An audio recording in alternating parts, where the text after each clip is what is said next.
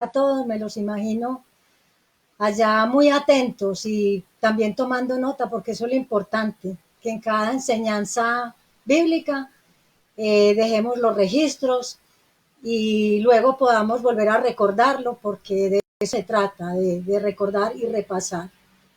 La enseñanza de hoy la he titulado Los nombres de Dios. Qué importante este tema. En la medida que usted profundice cómo es Dios, todo lo que Él hace, todo lo que Él dice, nos enamoramos más de Él y nos entusiasmamos a conocerlo profundamente. En el Salmo 8:9 dice la palabra del Señor: Oh Yahvé, Señor nuestro, cuán grande es tu nombre en toda la tierra. Vamos a destacar principalmente la palabra nombre. ¿Qué es nombre? Nombre es una palabra con la que usted designa o distingue una persona, un animal, un objeto. Y el nombre es muy importante para tener nosotros una identificación. Toda persona necesita identificación. Cuando usted va a ciertas oficinas le requieren la identificación. Ahí que está su nombre. Cuando usted conoce a una persona, lo primero que le pregunta es: ¿cómo te llamas? Porque sería ilógico de que usted vaya a entablar una conversación si primero no le dice a la persona cuál es tu nombre. Esa es una forma de ¿qué? De relacionarnos. Esa es una forma de entrar en confianza. Y el nombre que te coloquen a ti va a ser tu identificación toda la vida. Cada niño y cada niña tienen derecho a un nombre por la Constitución, por las leyes de cada país. A cada uno nos corresponde un nombre, y no solo el nombre, sino el apellido y también la ciudadanía, y además a conocer la identidad de nuestros progenitores. Yo tengo un nombre, tú tienes un nombre. Si alguien te llama por tu nombre, tú volteas inmediatamente porque dices: ese es mi nombre. Pero si llaman a Juan, no va a responder Gloria. Y si llaman a Gloria, no va a responder Pedro.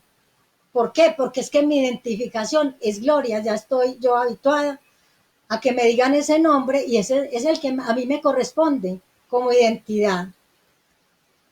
Miremos la importancia del nombre en los tiempos bíblicos. Los hebreos eran personas o han sido muy particulares para colocar el nombre de los niños.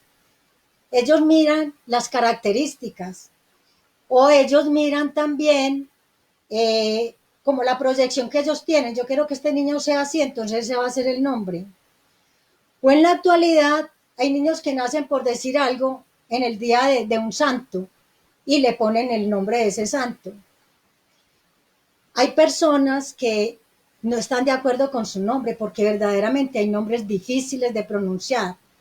Hoy en día tenemos ese favor o esa garantía de que nos podemos cambiar el nombre, pero yo creería que es mejor no acostumbrarse al que le han puesto y aceptarlo. Miremos que en la Biblia nos hablan del primer nombre histórico, que fue Adán. ¿Qué significa Adán? Sacado de la tierra. Y pongamos de ejemplo también Jesús y Josué. ¿Qué significados tienen? Salvación del Señor. Ese es el significado. Misión cumplida también.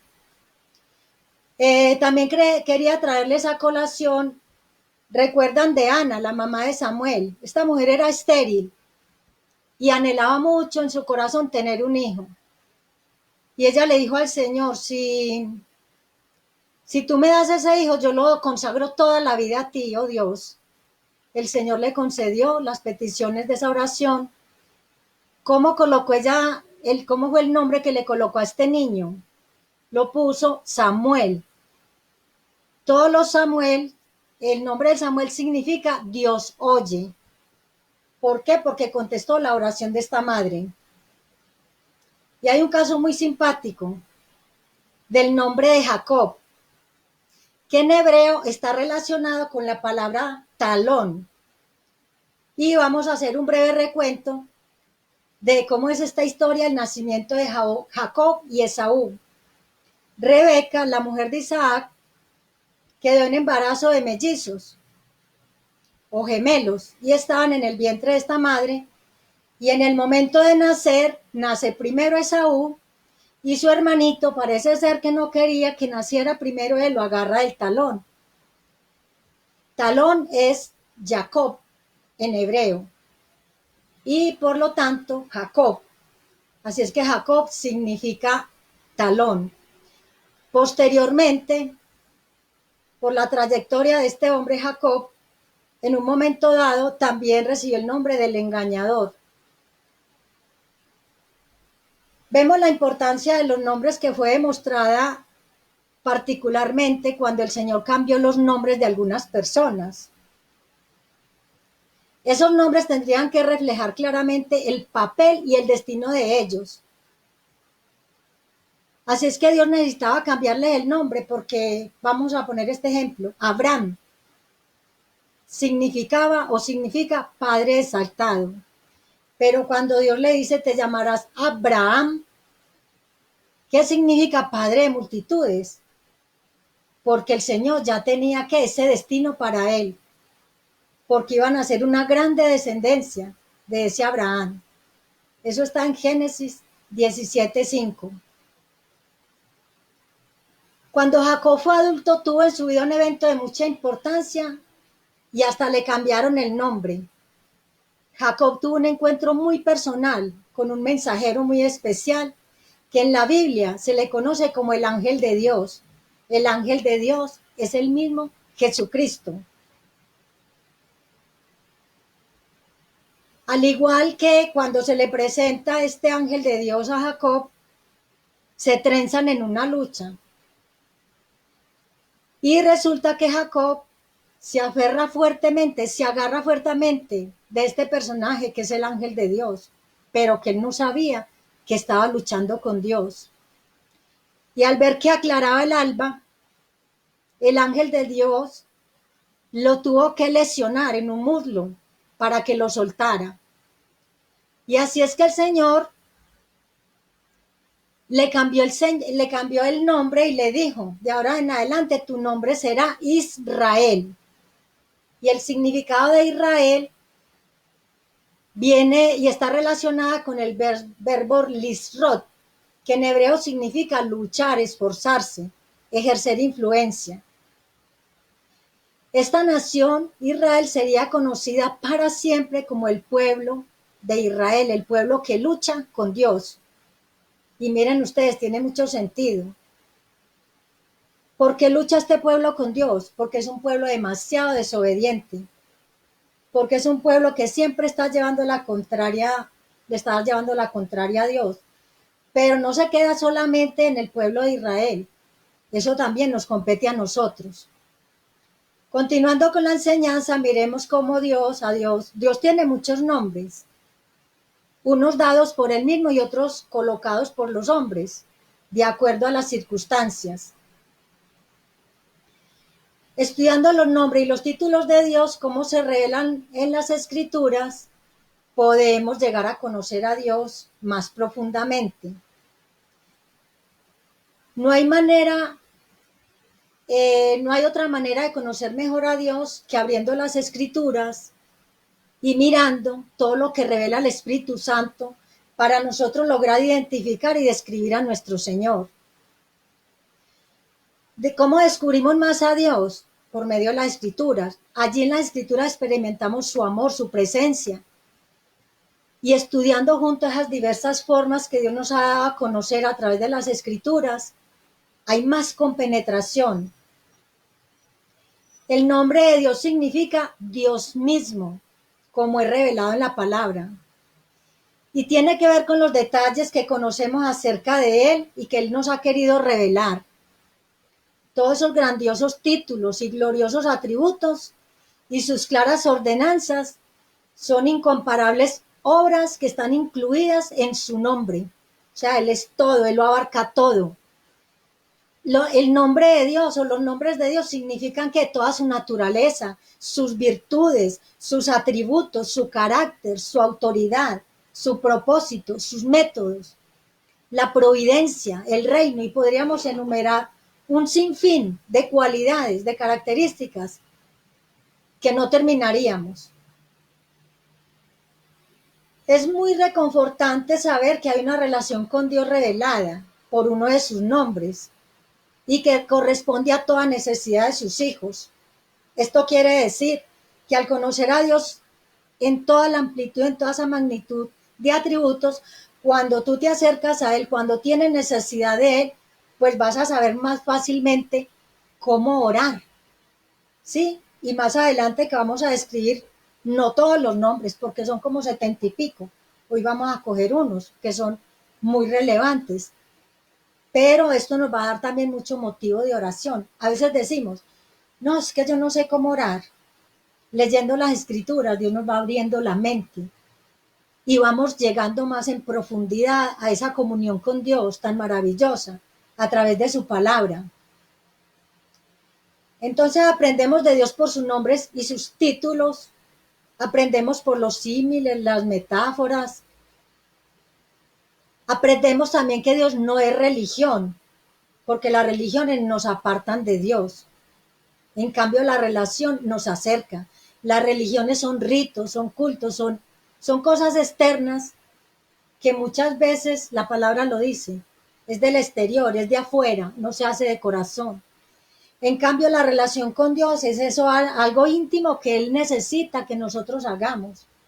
Y Él nos demanda. Y Él como nosotros como hijos de Dios, Él nos pide que entremos en comunión con Él y en ese acercamiento.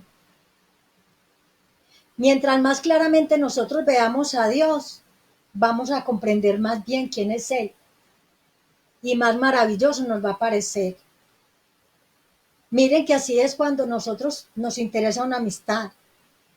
Cuando estábamos jóvenes que queríamos conocer un joven, un muchacho, un novio, ¿qué pasaba? Averiguábamos, nos acercábamos más a él, a la familia, averiguábamos. ¿Cuánto más tenemos que averiguar por ese maravilloso Dios, que es el que habita en nosotros, que es el que nos da vida abundante?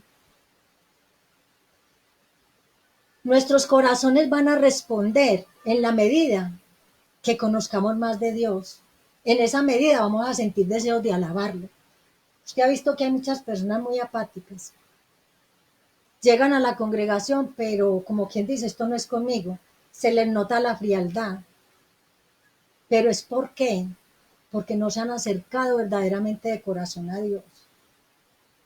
Y yo en esta enseñanza los invito. No hay nada más valioso que entrar en esa comunión con Dios. Ahí no hay dinero, ahí no hay riquezas, ahí no hay belleza, ahí no hay nada, absolutamente nada. Él lo es todo. Al menos para mí, Él lo es todo. Lo más importante de la palabra de Dios es que Él nos revela sus nombres.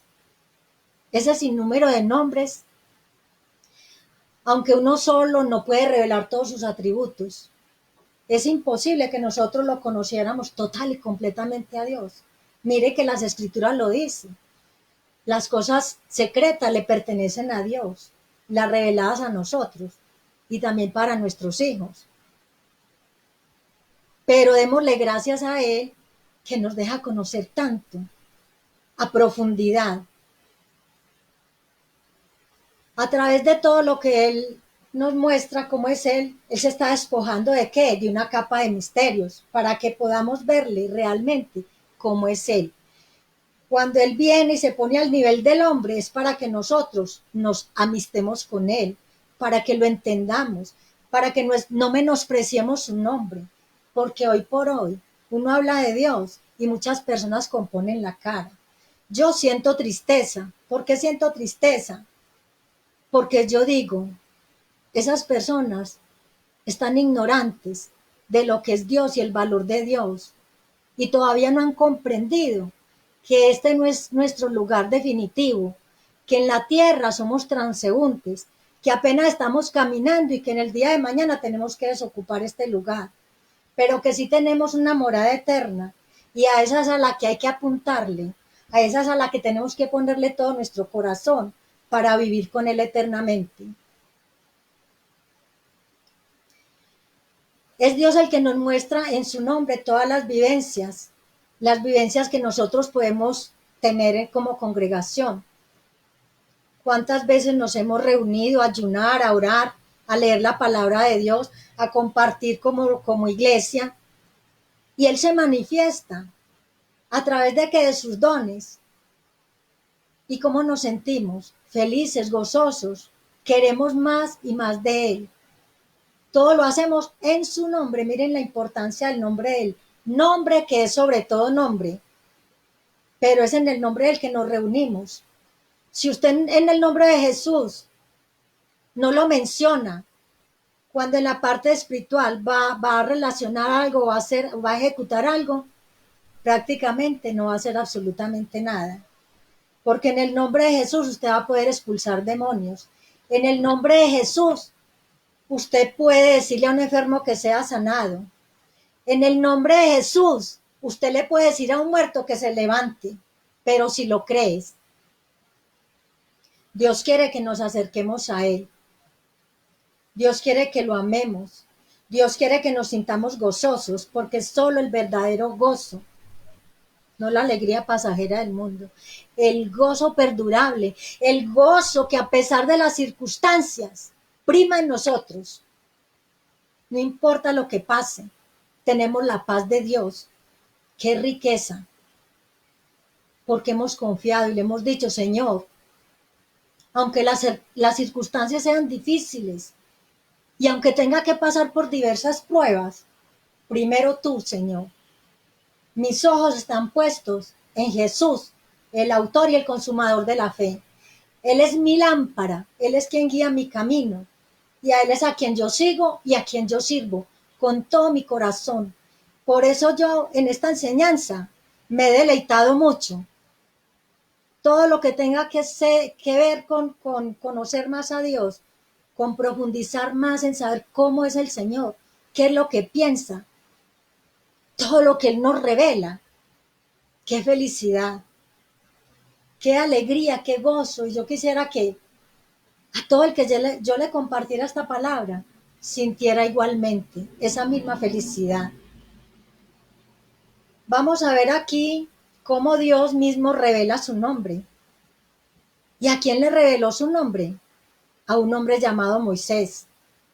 ¿Qué le dijo a ese hombre cuando un día que estaba trabajando en un campo, él ve una visión donde hay una zarza ardiente? De esa forma Dios le llama la atención a Moisés. Moisés se acerca y allí el Señor le dice que se quite las sandalias, que se quite el calzado, porque el lugar que le está pisando es tierra santa. Cuando el Señor tuvo ese encuentro con Moisés, porque no digo yo que fue Moisés con el Señor, porque es Dios el que nos busca. Dios ya tenía un propósito cuando se manifestó en esa zarza. ¿Cuál era el plan de Dios? Allí Dios necesitaba hablarle a Moisés. ¿Y qué fue lo que le dijo el Señor a Moisés? Le dijo, saca a mi pueblo de Egipto. Ve hasta allí, sácalo. Entonces ustedes pueden imaginar el impacto que esto ocasionó a Moisés. Él quedó supremamente aterrorizado. ¿Cómo yo voy a ir a Faraón? ¿Quién soy yo para ir a hablarle a todo un rey? Y más a decirle que me va a traer su pueblo, la gente que tenía como esclavos. Esto no tenía ni pies ni cabeza. Por lo tanto, Moisés pues tuvo sus dudas normalmente. Generalmente nosotros, cuando Dios nos habla, siempre dudamos de quién será. ¿Será mío el pensamiento? ¿Será del enemigo? ¿O será de esta persona que me quiso hablar de tal o cual manera? Siempre lo ponemos en duda.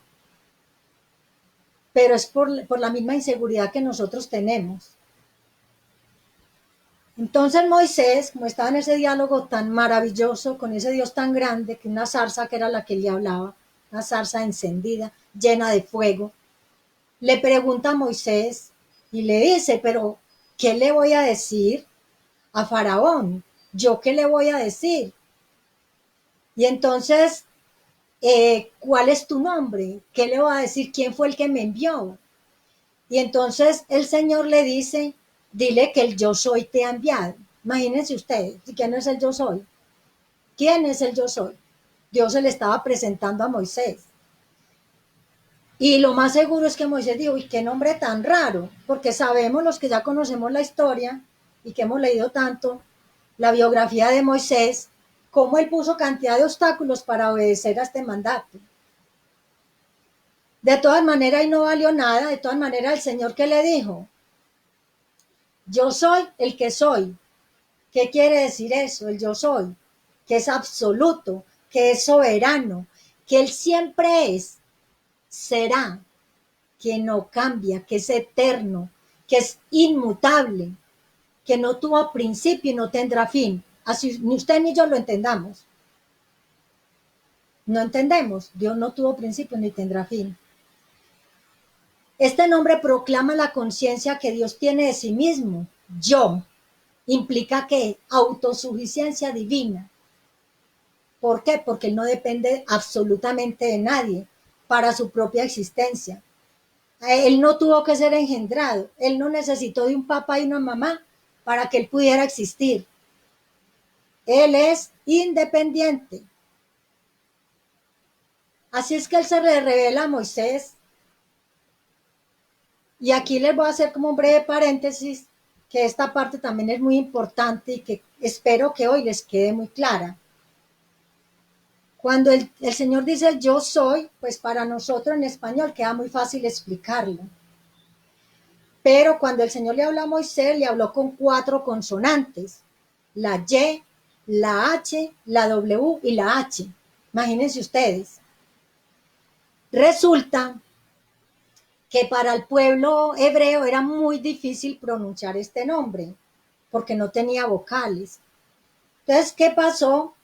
Que esto tenía que hacerle algún arreglo, porque al no mencionar el nombre de Dios y al no tener el hebreo estas vocales, fue siendo como, la fueron dejando a un lado y estaban tomando y prefiriendo el arameo.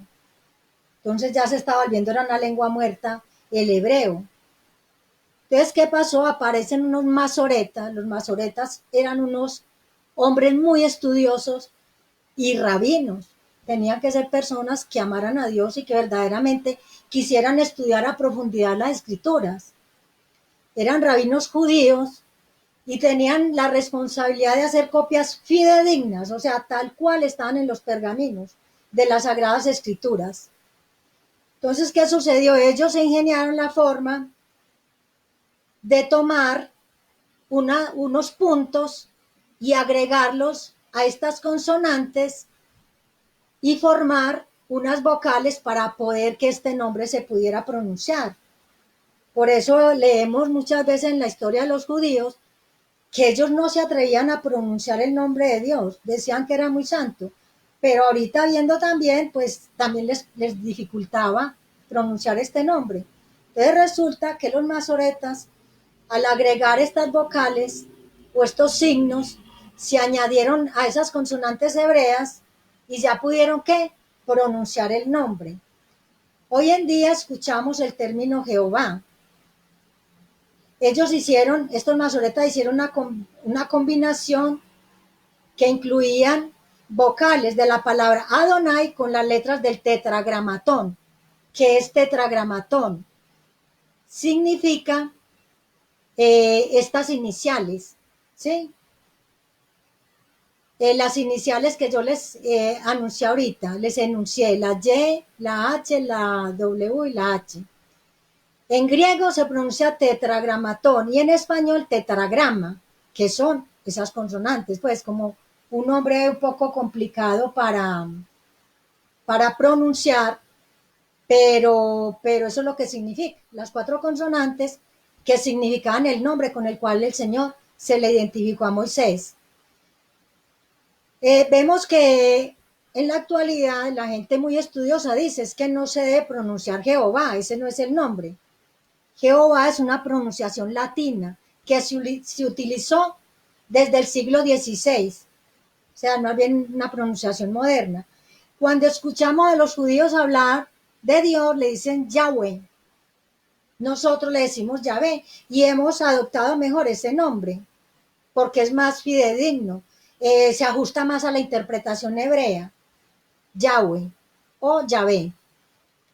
Yahvé nos recuerda que debemos conocer y experimentar a nuestro Señor como un Dios presente, pasado y futuro. Debemos caminar con el Señor diariamente, con Yahweh. Debemos que hablarle de todas nuestras necesidades. Debemos actuar de acuerdo a la palabra y estar seguros de que Él está con nosotros y que puede intervenir en cualquier momento y que va a intervenir a nuestro favor. Él siempre está ahí. Por eso estamos conociendo su nombre grande, para que lo invoquemos, para que en ese momento llegue ese nombre y le digamos, Señor, tú eres el que suple mis necesidades. Tú eres el que me alientas en estos momentos de desánimo. Tú eres el que levantas mi cabeza, Señor. Tú eres el que está siempre a favor mío. Padre, gracias te doy. Vamos a ver el primer nombre que aparece en la palabra de Dios. Y el primer nombre que aparece en la palabra de Dios es Elohim. ¿Qué significa Elohim? Significa Dios creador. Justo en el primer libro y en el primer capítulo y en el primer versículo, o sea, en Génesis 1:1, dice, en el principio creó Dios los cielos y la tierra. Pero podríamos decir, de acuerdo a la enseñanza que estamos recibiendo, en el principio creó Elohim, los cielos y la tierra. Ahí nos estamos dando cuenta de que es un Dios creador. Es un Dios que no solo dio una forma nueva a la materia, porque la materia ya existía. Dice al comienzo en el Génesis, la tierra estaba desolada y vacía, y no había sino tinieblas, y el Señor se movía sobre la faz de la tierra, sobre la faz del abismo. Entonces, inmediatamente es donde el Señor empieza a crear, y ahí es donde Él se nos presenta como una persona eterna que existió antes de que el universo existiera. Imagínense ustedes, cuántos años, miles de años, lleva es la existencia de la tierra, y el Señor eterno existió mucho, mucho, y existe y existirá. Así es que nosotros cuando escuchemos el nombre Elohim lo vamos a relacionar con el universo material. Creo que les queda muy claro ahí. Y en el Antiguo Testamento, pues lo más sorprendente es que esta palabra no es muy sobresaliente, o sea, no fue muy usada, no fue muy usada. ¿Por qué? Porque Elohim es como creador. Y se aparece y está solo en hebreo, no en ninguna otra lengua semita, ni siquiera en el arameo bíblico. El poco uso no disminuye la importancia de este majestuoso nombre. Así es que cuando usted quiera en una alabanza, en una oración, cuando usted quiera adorar al Señor, recuerden ese Dios creador. Con solo usted se levanta las mañanas y ve esas montañas, las aprecia, las valora, se extasía en ellas, y usted dice, Señor, cuán grande es tu nombre. Elohim, fuiste tú el que hiciste todas estas maravillas, esta hermosura. Qué bueno es poder dirigirnos a Él, siempre en alabanza y en agradecimiento. Vamos a ver otro nombre, y este yo creo que ustedes lo han escuchado, y debe ser muy familiar porque les gusta mucho. Yahvé Jireh, que literalmente significa el Señor proveerá. ¿Quién no cree que Dios es nuestro proveedor? Yo estoy absolutamente segura. Él es nuestro proveedor. Dependemos de Él. Cuando el recurso económico se está agotando, por algún lado aparece. Y ahí es donde uno se goza. Y ahí es donde uno crece en fe. Porque ve que Él provee. Que Yahvé Jireh está ahí. Está siempre con nosotros. ¿Dónde surge este nombre? Sabemos que todo surge en la Biblia. Y aparece este nombre a través de Abraham en el monte Moriah. Recordemos cuando Dios le pide hacer sacrificio a Abraham, el sacrificio de su hijo Isaac para ser probado. Y Abraham, muy obediente, se va pues a hacer el sacrificio. Cuando él estuvo a punto de matar a su hijo, el Señor lo detiene. Y el hijo le pregunta, ¿y dónde está el sacrificio? O sea, el carnero. Y cuando él mire y voltea, él estaba ahí. Abraham, ¿qué respondió? El Señor proveerá. Y ahí fue cuando él dijo, Yahvé Jireh, Yahvé Jireh, Yahvé proveerá. Entonces miremos que esta provisión del Señor en este monte Moria es un símbolo de la escena de que los evangelios. Esto quiere decir que nos estaban representando lo que vendría en un futuro. ¿Quién llegaría a reemplazar ese sacrificio que se iba a hacer allí en este monte? ¿Quién iba a reemplazar el sacrificio de este niño? Dice que un carnero y un cordero, pero era el Hijo de Dios el que iba a venir, el cordero que iba a ser inmolado y que ya fue inmolado.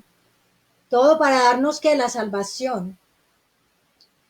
Y miren el paralelo, Abraham ofrecía a su hijo. Dios también nos iba a ofrecer a su hijo. En ese momento todavía no había venido Jesús, pero ya en la actualidad podemos decir, ya Él lo envió. Y en Romanos 8:32 nos dice, el que no escatimó ni a su propio hijo, sino que lo entregó por todos nosotros, ¿cómo no nos dará también con Él todas las cosas? Y este versículo que sí a ojos cerrados no lo sabemos. Mi Dios pues suplirá todo lo que nos falte conforme a sus riquezas en gloria en Cristo Jesús. Ese es que Yahvé Jireh, Dios suplirá. Yahvé Jireh suplirá todo lo que nos falte. Vamos a mirar otro nombre, Yahvé Rafa. Ese es quien, Yahvé Sanador. Dios mismo se reveló en una situación en la que el pueblo estaba murmurando contra Dios. Porque ese pueblo cuando estuvo en el desierto se rebeló demasiado, se enojó mucho. Se enojaban con Moisés, pero el Señor le decía, no es contra ti que se enojan, no es contra mi siervo, es contra mí, porque Él me está representando, porque Él está haciendo una misión en mi nombre. Y así que estaban con mucha sed y encontraron unas aguas demasiado amargas. Allí el Señor necesitaba glorificarse y le dijo a Moisés que cogiera una vara y la tirara a esas aguas. Así es que esas aguas fueron sanadas. Esas aguas que eran impotables por lo amargas, ya eran que potables, ya se podían tomar, calmar la sed de este pueblo. Pero Dios apuntaba más allá. Él también enviaría ¿a quién? A un gran sanador que visitaría el mundo. Ese Jesús, ese Yahvé Rafa, que daría que la vista a los ciegos, que sanaría a los endemoniados. Muchos endemoniados estaban enfermos y fueron curados por Yahvé Rafa. También curaría a sordos, haría hablar a los mudos y a los que no podían caminar, lo podían hacer. Y lo más relevante, lo más importante sería que él sanaría un mundo lleno de pecado. En Éxodo 15:26 nos dice la palabra de Dios y dijo, ¿quién dijo? El Señor, si oyeres atentamente la voz de Yahvé tu Dios e hicieres lo recto delante de sus ojos y dieres oído a sus mandamientos y guardares sus estatutos, ninguna enfermedad de las que envié a los egipcios te enviaré a ti. ¿Por qué?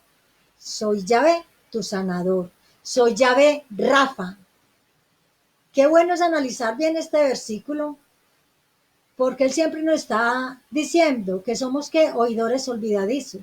Por eso él comienza en este versículo diciendo, si oyeres atentamente, o sea, con mucho cuidado, con deseo de guardarlo en el corazón, con el deseo de aprender de esa palabra.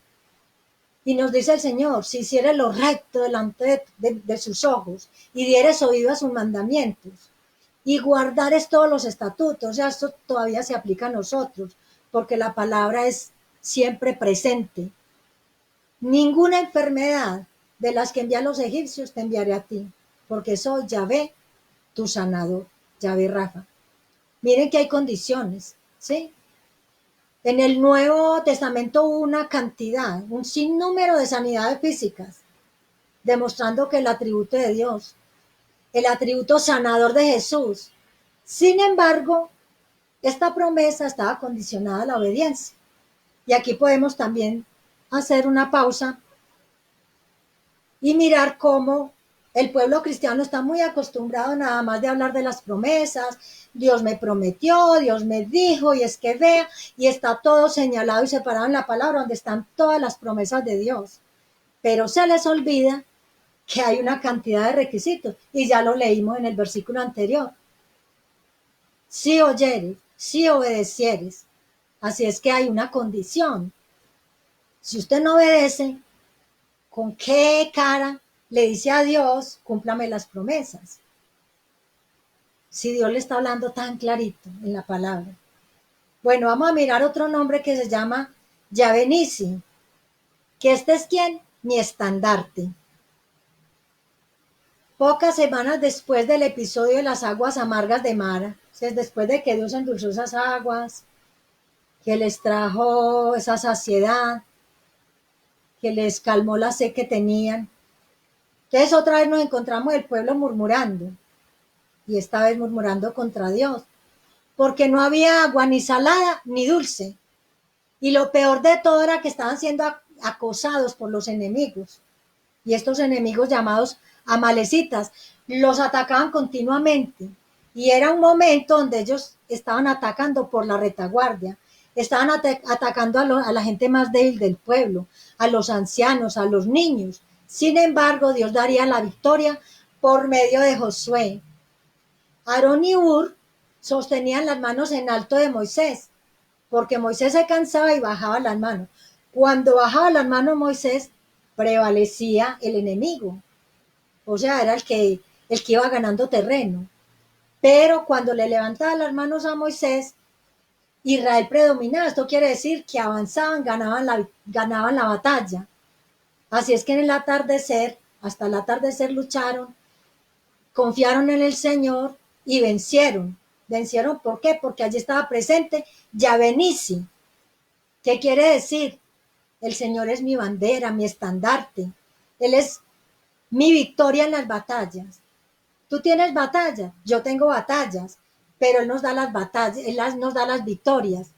Eso sí, ya sabes qué tienes que hacer. Hay que menguar para que Él crezca. Hay que renunciar a la carne. Hay que renunciar al mundo y hay que renunciar al demonio. Todo eso lo tenemos muy claro. Ese panorama está muy claro en nuestra mente. Lo importante es que ponerlo por obra. Nosotros tenemos siempre esa luz, esa lucha contra las tinieblas, porque nosotros somos luz y chocamos con todo lo que es oscuridad. Y esa oscuridad es que es el mal. Tenemos todos, todo ser humano, un enemigo que vencer o muchos enemigos, porque demonios sabemos que son hordas, son potestades, aún llegan a los rangos de príncipes, de gobernantes, y nosotros solos no podemos vencerlos. Y el hombre no lo puede vencer cuerpo a cuerpo. Nosotros lo tenemos que vencer ¿cómo? Con el Espíritu de Dios que mora en nosotros, cuando estemos llenos de poder, cuando no tengamos miedo a enfrentarnos al demonio, que Él nos vaya a enrostrar un pecado, cuando Él tenga que huir delante de la presencia de Dios que está en nosotros. En ese momento, ahí es donde Yahvé Nisi está dando la batalla por nosotros y por aquella persona que está endemoniada, porque ese Yahvé Nisi va a expulsar esos demonios que hay en esa persona para que la dejen en libertad. Así es que no olvidemos, necesitamos todos los días, a toda hora, la ayuda divina. Y el qué bueno es este versículo en Romanos 8:38 que nos dice, si Dios es por nosotros, ¿quién contra nosotros?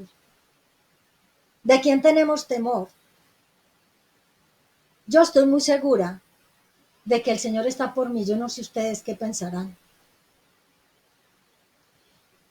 Vamos a mirar este otro nombre, Yahvé Mekadishken, poco mencionado, pero Miren la importancia de este nombre. Es Yahvé el que nos santifica. En el libro de Levíticos 20, versículo 8, dice el Señor, una vez más, mire cómo es de reiterativo el Señor, y guardad mis estatutos y ponedlos por obra. Dios constantemente está dando instrucciones al pueblo de Israel. Dios había hecho un pacto con ellos. Y Dios les estaba enseñando lo que era la santidad. Dios dice, yo soy santo y nos manda en ese imperativo, sed santos. Él no quiere manchas, Él no quiere nubes, Él no quiere ninguna clase de oscuridad en sus hijos. Para llegar a esa pureza, a esa santidad, hay que trabajar bastante, hay que sacrificarse demasiado, hay que renunciar, pero vale la pena. Tenemos este otro nombre y este aún lo cantamos, Yahvé Shalom. Todos sabemos que Él es nuestra paz. Es un nombre compuesto que data de la época de los jueces. Después de la muerte de Josué, que era un líder sucesor de Moisés, había pasado demasiado tiempo. Ya la tierra estaba repartida. Ya habían transcurrido 2 siglos. Y se había levantado generación nueva que no conocían a Yahvé. Muy parecido a lo que estamos viviendo en el día de hoy. Usted sorprendentemente le puede preguntar a muchos muchachos si conocen de Dios y entran en una cantidad de dudas. No saben describirlo, no saben quién es, no saben qué hace, no conocen nada. Y así estaba esa generación. ¿Por qué sucede esto? Porque ellos ya estaban muy acomodados. Ya habían recibido la herencia, ya ellos flotaban solitos, como se dice. Creían que no necesitaban ya de nada ni de nadie. Por eso no conocían a ese Dios Shalom. Y además porque no seguían los mandamientos. Habían olvidado ya al Dios de la provisión que les había dado en el desierto. A ese Dios que los había sanado y que había sanado esas aguas. Habían olvidado a ese Dios de las victorias, el estandarte, la bandera. Habían olvidado esas instrucciones que Dios les había dado de que tenían que ser santos. Sin embargo, Dios, que es fiel y permanece fiel, se acordaría de su pueblo y haría paz con ese pueblo. ¿Por medio de quién? De Gedeón. Por tanto, Gedeón levanta un altar y le puso por nombre Yahvé Shalom, que quiere decir Yahvé nuestra paz. Dios quería venir a traer paz para que ese pueblo tuviera paz. Vamos a mirar Yahvé Sebaot, el Señor de los ejércitos. En Josué 5, del 13 al 15 dice, estando Josué cerca del arca de Jericó, alzó sus ojos y vio un varón que estaba delante de él, el cual tenía una espada desenvainada en su mano. Y Josué, yendo hacia él, le dijo, ¿eres de los nuestros o de nuestros enemigos? Él respondió, no, mas como príncipe del ejército de Yahvé, he venido ahora. Ahí le está diciendo, mas como príncipe de Yahvé Sebaot. Este nombre de Dios enfatiza el hecho de que Él es el que lucha por el pueblo. Este nombre está relacionado con la omnipotencia y la soberanía de Dios. Cuando usted está en las guerras y en los problemas, ¿viene quién? Yahvé Sebaot, ese Dios de los ejércitos, ese Dios que está siempre ayudándonos, ese Dios que está siempre alentándonos y es el que gana las batallas por nosotros. Ese Señor, ese Dios grande de las huestes celestiales, siempre cumplirá sus propósitos. Aun cuando nosotros como hombres, como pueblo, como terrenales fracasemos, los planes y los propósitos de Dios siempre se cumplirán. Su palabra se cumplirán. Por eso nosotros tenemos que confiar plenamente en el Señor. Tenemos otro ejemplo cuando David se enfrenta al gigante Goliat, las palabras que le dice. Qué bueno que nosotros siquiera tuviéramos un poquitico de la confianza que tenía David, ese rey David, en el Señor, en ese Yahvé Sebaot. Dice, le dijo al gigante, tú vienes contra mí, contra espada, lanza y jabalina, pero yo voy contra ti en el nombre de Yahvé Sebaot, el Señor de los ejércitos, el Dios de los escuadrones de Israel, a quien tú has desafiado. ¿Cuántas veces estamos nosotros muertos de miedo, como que hemos perdido las batallas, como que este problema me derrotó totalmente y desfallecemos? Pero es que no nos acordamos que en nosotros habita Yahvé Sebaot, el Señor de los ejércitos, el que nos da la batalla, la victoria, el que está ahí para darnos las fuerzas, para que peleemos en el nombre de Él. Y ya sabemos la pelea nuestra cómo es. No es contra sangre y carne, sino contra esos huestes de maldad de las regiones celestes. Miremos otro nombre, Yahvé Roy. Poco lo conocemos. Había pasado el tiempo de los jueces y comienza ya la monarquía, o sea, donde ya aparecen los reyes. Y allí está David, este gran compositor de los salmos, de gran parte de los salmos, y él se inspira en ¿cuál salmo? En el Salmo 23. Yahvé Roy es ¿quién? El pastor. Por eso el Salmo 23 se dice el Salmo del pastor. ¿Quién no lo conocerá? ¿Quién no acudirá constantemente a ese salmo? ¿Y quién mejor que David para haberlo escrito si él fue también pastor de ovejas? Él ya sabía en su juventud cómo entregaba todo por estas ovejas. Y él allí cuando venía el peligro, que eran el lobo, el león o quien viniera, la fiera que viniera, él mismo se enfrentaba, no tenía temor, porque él amaba su rebaño. Cuánto más el amor de Dios en nosotros, como pastor, está lleno de amor, de ternura. Yahvé Roy, Yahvé, nuestro pastor. El Signecú, Sidkenu, Yahvé, justicia nuestra. El profeta Jeremías predicó por largo tiempo en Jerusalén. ¿Qué predican los profetas? Lo que los de la actualidad también profetizan lo mismo y anuncian lo mismo. Arrepentimiento, así de sencillo. El Señor constantemente está diciendo, vengan al arrepentimiento. Y exactamente le dijo a su pueblo, vengan, vengan, pero Dios sabía que ya había un destino para ese pueblo, que ya estaba fijado el destino. ¿Por qué? Porque Dios sabía que ese pueblo no lo iba a escuchar, que ese Judá no había aprendido la lección, porque habían seguido que los caminos de maldad. Continuamente Jeremías les decía, dejen la idolatría, dejen el pecado, dejen el robo, dejen todo esto que a Dios no le agrada, dejen la violencia. Ellos no hacían caso.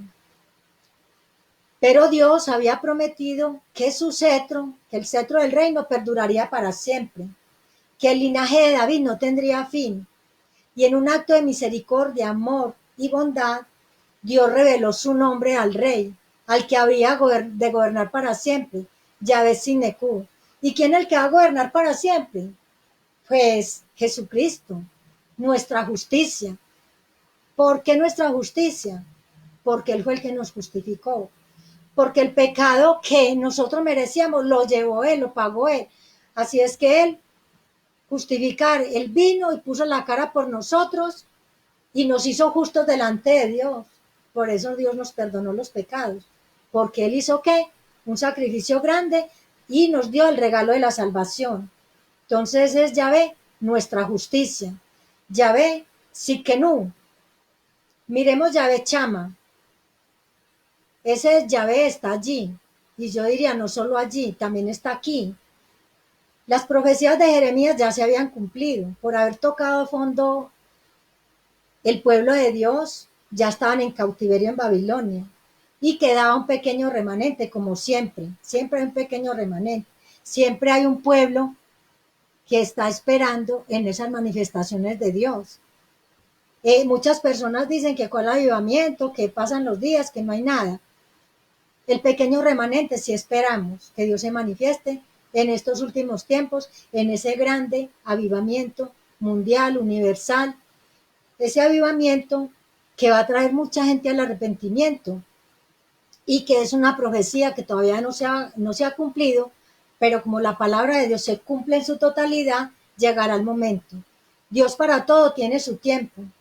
Así es que el Señor, el Yahvé Chama, se había retirado de que del templo de los judíos, porque allí hacían cosas irreprochables, cosas abominables. Recuerden cuando él lleva al profeta Ezequiel de los cabellos, de las guedejas, y le muestra lo que hace la gente, cómo las mujeres endechan a Tamuz, o sea, le rinden culto a otro Dios, en el propio templo de Dios. Miren ustedes, entonces Dios ¿qué hizo? Retiró su presencia, se retiró Yahvé Chama. Pero Yahvé Chama está en nosotros, está aquí. Y no obstante, en el libro de Ezequiel habla en el último capítulo, en el capítulo 48, de la restauración futura. Nosotros sabemos que viene un nuevo templo, que vamos a gozar de la presencia divina y que Él va a estar siempre habitando en ese templo. Yahvé Chama quiere decir, Yahvé está allí y está presente, tengámoslo en cuenta. Tenemos el Lion, el Altísimo. No quiere decir que porque se le llame el Altísimo, el Dios Altísimo, es que haya mucha distancia entre nosotros y Él. No, esto quiere decir la supremacía de Dios. Él es el más grande, Él es altísimo sobre toda la tierra.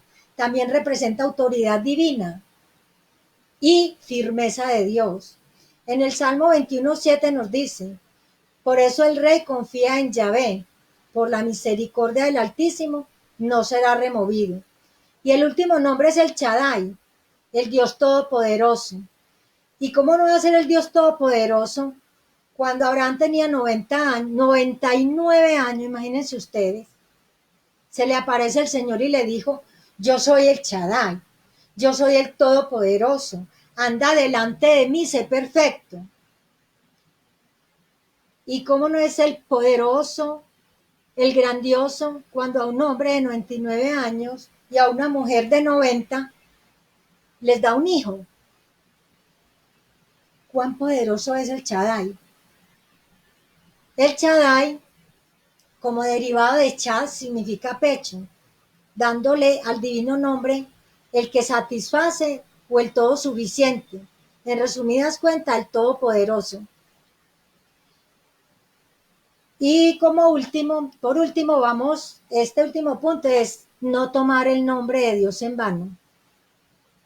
Este es que un mandamiento. En Éxodo 27 dice, no tomarás el nombre de Yahvé tu Dios en vano, porque no dará por inocente Yahvé al que tomare su nombre en vano. Tomar el nombre en vano es faltarle al respeto al Señor, no tener reverencia con Él, es menospreciar su persona. Tomar en vano es profanar algo que es exaltado, alguien que es tan grande, tan santo, y bajarlo al nivel más por debajo de todo. Y vemos que hoy en día eso se da mucho. Se menosprecia mucho el nombre de Dios, cuánto nos duele. Los que amamos verdaderamente a Dios nos causan gran dolor cuando la gente uno le va a hablar de Dios y es indiferente. Y es sorprendente hoy cómo hay tantas teorías, cómo salen tantos libros, películas, donde están tratando de cambiar la mente del hombre para que piensen diferente de Dios. Y yo creo que todos han escuchado el título de la película El Código de Da Vinci y un libro también, El Código de Da Vinci. Y eso fue aplaudido, aclamado, fue el furor de muchas personas. Y qué triste. Y esto fue una vergüenza para nosotros como cristianos y un dolor muy grande, porque ese nombre santo fue mal usado. Eso trajo una indignación de los verdaderamente cristianos.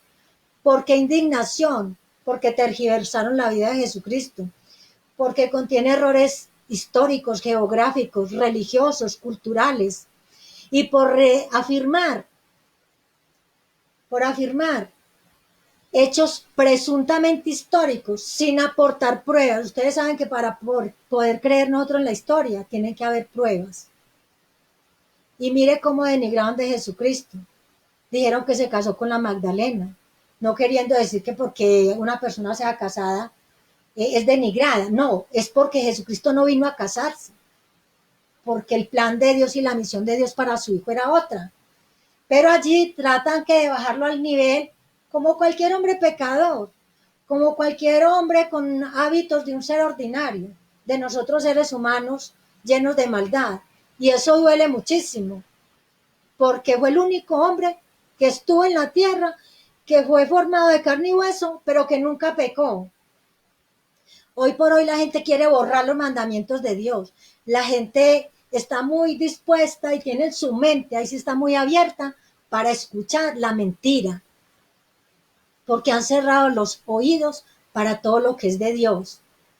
Por eso es, cuando usted no quiere oír hablar de Dios, o cuando habla y cuando escucha, pero tergiversa lo que escucha con maldad, está tomando el nombre de Dios en vano. ¿Qué es vano? Vano es algo vacío, algo inútil, es engaño, es mentira, es falso. Y el verbo y tomar en vano significa literalmente llevar o levantar. Entonces podemos decir, no llevarás el nombre de Yahvé para sacar una ventaja propia. Esto se puede referir a personas que hablan en el nombre de Dios, pero no quieren que la gente se convierta o no les interesa, ni les vale ni les viene. Lo único que tienen en su mente es llenar las arcas. No piensan sino en el dinero, no piensan sino que en sus propias ambiciones.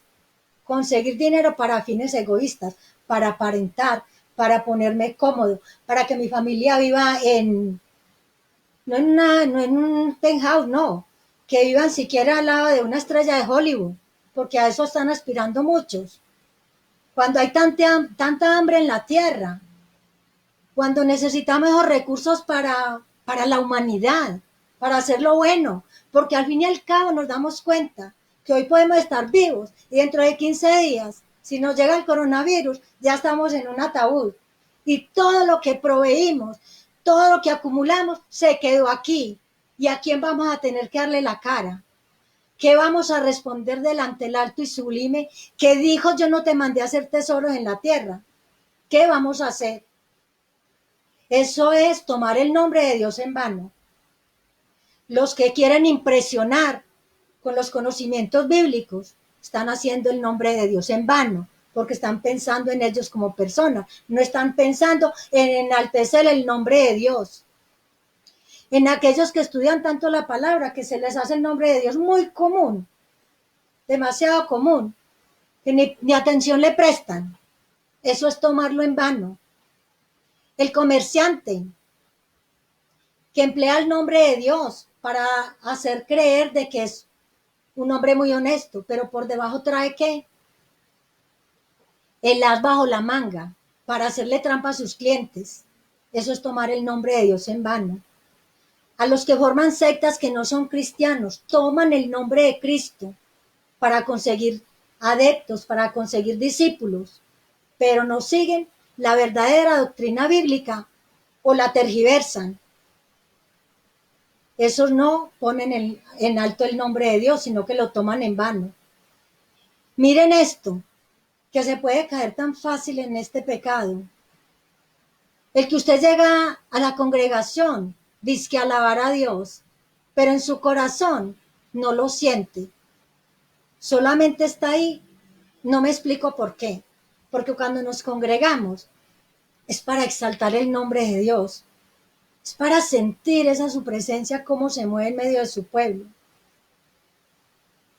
Pero si yo estoy ahí, porque es una costumbre, o porque Dios dice, guarde mi día, pues eso no es cumplirle a Dios, porque Él sí conoce sus pensamientos más íntimos. Aquel que no tiene tiempo para escudriñar la escritura, toma el nombre de Dios en vano, porque ni siquiera la conoce. Está bien que uno puede tener ciertas partes de la palabra que no las comprende muy bien, pero uno se esfuerza cada día para conocer más a Dios, para poder yo enseñar, para poder llevar su palabra. Ese es mi trabajo y ese es el trabajo a todos los que Dios nos llama a llevar el Evangelio. Y lo peor de todo es el que no reverencia el nombre de Dios. Dios no lo hará por inocente. Dios castigará a estas personas. Tampoco debemos usar el nombre de Dios livianamente en chistes. Qué triste es cuando hay personas que componen chistes con Jesucristo o chistes de Dios. Eso es no reverenciarlo. Eso es rebajar al Señor. También tomar en vano el nombre de Dios es cuando usted no vive de acuerdo a la palabra. Cuando usted profesa fidelidad y le dice a la gente es que yo soy fiel a Dios, pero en la oscuridad, allá en lo recóndito, donde a usted no lo ven, está haciendo lo contrario de lo que Dios le está diciendo. Eso es tomar en vano el nombre de Dios. Los cristianos que vivan en desobediencia a Dios están tomando el nombre de Dios en vano. Así es que usted no puede decir, Señor, Señor, Jesús advirtió, no todo el que me dice Señor, Señor entrará en el reino de los cielos, sino el que hace la voluntad de mi Padre que está en los cielos.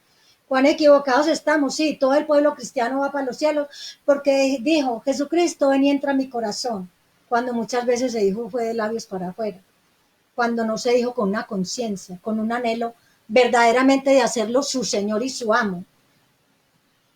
Y en la palabra de Dios hay un acto de un hombre blasfemo, y eso está en Levíticos 24, 10 al 16. Yo se lo voy a narrar porque yo sé que lo han leído, como un hombre, el hijo de un padre egipcio, con el hijo de una mujer israelita, se ensarzó en una pelea. Y en medio de esa pelea, el individuo de origen mestizo, o sea, el hijo del egipcio, blasfemó el nombre de Dios y lo maldijo. ¿Cuántas personas en momento de mucha ira pueden maldecir el nombre de Dios? ¿Qué dice el Señor? Merece la pena de muerte. Y a este hombre, ¿qué sucedió? Murió apedreado. Esas eran las leyes en el Antiguo Testamento, la pena de muerte. Ese era el castigo para este pecado prescrito por Dios. Ahí nos muestra la gravedad del asunto. Así es que nosotros tenemos que poner muchísimo cuidado en todo lo que hagamos. Siempre hay que pensar, hay que tener esa conciencia activa, no andar como torpes, no, siempre analizando, para que no seamos hallados culpables de usar el nombre de Dios en vano. Todo lo contrario, nosotros como hijos de Dios debemos darle honra, exaltarlo y siempre, siempre, siempre dirigirnos a Él con reverencia. Y cuando alguien no lo haga, no tenga miedo de decirlo. Perdóneme, fulano de tal, no estás honrando el nombre de Dios. A Dios no le agrada esto, no le agrada aquello. Sé que va a ser molesto, sé que le van a componer la cara, pero estamos honrando el nombre de Dios, enseñándole al otro que ame a Dios, que conozca más de Dios. Vivimos en esta época donde hay muy poca consideración de los valores espirituales y de la pureza moral. Así es que nosotros tenemos que llevar la palabra, debemos enseñar, pero todo lo que hagamos, hagámoslo siempre de corazón, dándole gloria, honor a nuestro Dios. Y como última recomendación, estemos muy, muy dispuestos a poner a Dios en primer lugar. No importa el precio que tengamos que pagar. No importa que le digan, se volvió anticuada, usted se volvió muy aburrido o muy aburrida, usted ya está viviendo en el siglo o en los siglos pasados. Todo eso tenemos que dar oídos sordos. Tenemos que avanzar y cumplir la meta y la misión para la cual el Señor nos llamó. Dios me los bendiga. Gracias por estar tan atentos. Y hasta dentro de 8 días, si Dios quiere. Vamos a hacer una corta oración para darle gracias al Señor. Padre Celestial, en esta mañana sabemos que tu presencia nos asiste. Gracias porque estás morando en los corazones de cada uno de tus hijos. Y hoy recibimos un alimento súper especial. Tú nos has hablado y tocado nuestro corazón. Queremos, Señor, seguir obrando cada día mejor. Que cada día nuestro entendimiento entenebrecido quede mucho más claro. Que se vaya toda tiniebla, toda oscuridad de nuestras vidas. Que podamos por fin ver ese glorioso Dios y que tus nombres, Señor, siempre sean exaltados, no solo de palabra, de boca, no, Señor, que sea de corazón. Padre, muchas gracias. Yo bendigo a tu pueblo y en el nombre de Cristo Jesús, con acción de gracias he orado. Amén y amén.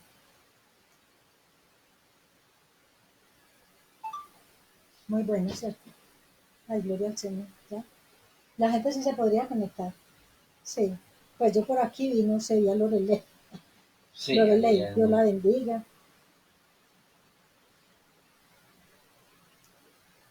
Uf, Si puedes guardarlo o eliminarlo.